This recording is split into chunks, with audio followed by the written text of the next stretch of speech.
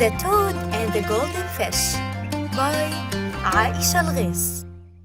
Once upon a time, there was a beautiful lake in the bright green town. It had a lot of trees on its banks, and water lilies floated on it. Flocks of ducks of different sizes and shapes lived near the lake happily. They had gorgeous white and gray colors.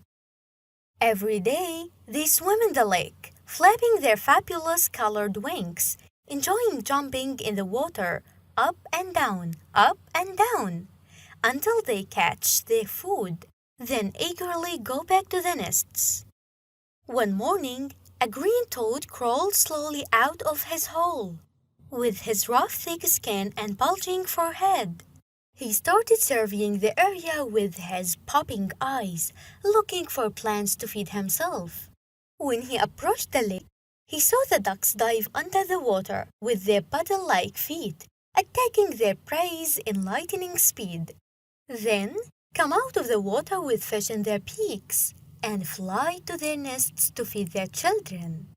The toad went back quickly to hide in the grass behind the cedar.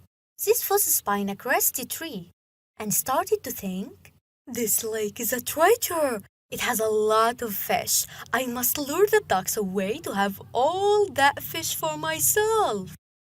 He spent the following 2 days hiding behind the tree, watching that magnificent scene as the ducks played and dove into the lake to come up with fish in their beaks. "How long will you keep eating the grass? Isn't there a way to have all that fish? Cannot I, the king of cunning, come up with some trick? Come on, the ducks aren't that smart." The toad said to himself in a sorrowful tone. He spent some time in his thoughts before whispering, "What the ducks fear the most is the hunter. So, how can I use this to my adventure?" He then sighed deeply. "Take it slow, Toad. Take your time." After a while, he suddenly jumped, saying, "I found it! I found it! I will pretend to advise those ducks while in fact I'm luring them away from the lake." He started crawling and hiding in the shady corners, digging in the soil, making marks on the ground like what a hunter would leave with his feet. When the ducks came, the toad quickly jumped in their way in an acrobatic way. "Hey, ducks! Wait! Don't go near the lake! There's a grave danger there," the toad said, pretending to be frightened and worried. "Yesterday, I saw a hunter around the lake, holding his gun and looking for a prey. So I came here today to warn you. We should look for somewhere safe," he added, while walking towards the marks he made earlier. "Take a closer look on these marks and at those leaves. They mustn't fall in because of his gunshots. And these marks on the ground too.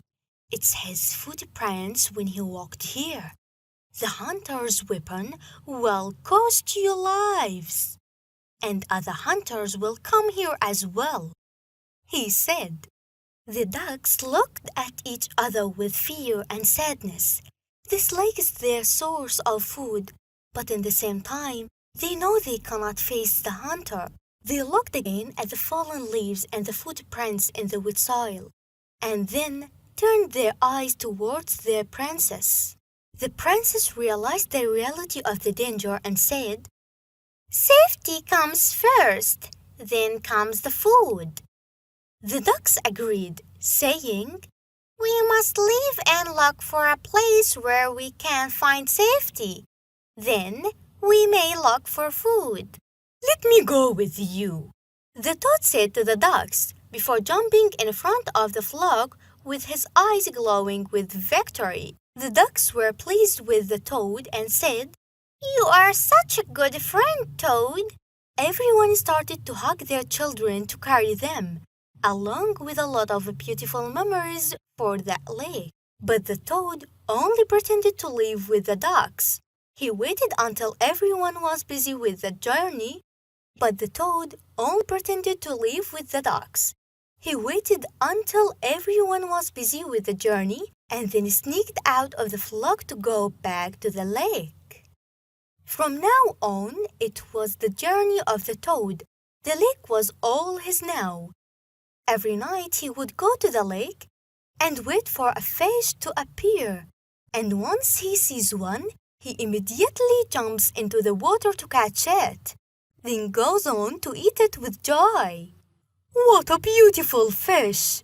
Your meat is so delicious, he thought. He kept doing this every night until he thought, why am I only eating one fish? Why cannot I eat more?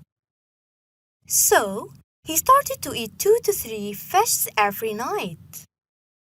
After a while, the rain became rare, so the water in the lake decreased and became shallow, and the fish number also decreased.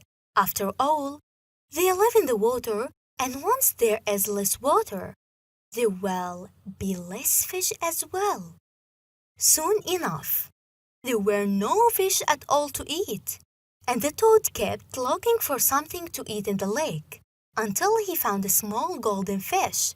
So he quickly jumped to catch it with his mouth.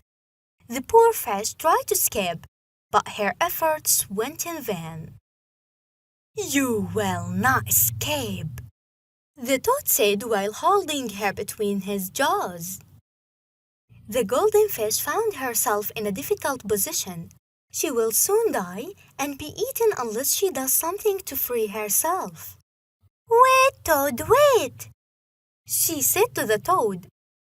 Don't eat me just yet, and look at the bottom of the lake. Cannot you see my dad? He's the prince of the lake. Then she added in a greedy voice, if you let me go, my father will give you 3 small and lovely fishes.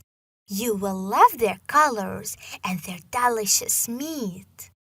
The toad, blinded by his greed, opened his giant mouth and said, No, I want 10 big and delicious fishes. The fish jumped right off his mouth into the lake, escaping from him, saying, Bye-bye, Master Toad. I shall be careful next time. She then started to sing in joy. Oh, Mr. Toad, don't be greedy. Don't be greedy. Greed is bad. Be satisfied with what you have. You will sure live happily. Listen to me. Greed has made Ash'ab miserable and got him killed. Be satisfied with what you have and don't be greedy. The toad beat the ground with his feet in sorrow and looked around him only to realize that he is alone in the area. That brought to him memories from the time the ducks were here. They made the place look very much alive. He started thinking, everyone has left and I become alone. But the ducks' new home isn't too far. Plus, I will be happy if they come back again. So, I won't be alone.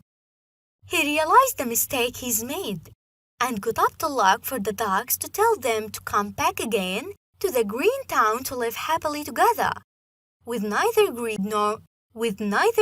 nor misery. They shall help each other and flourish with love and serenity. لطفاً اشترك بقناتنا وفعل الجرس. من يتابعنا رفيقه المرح.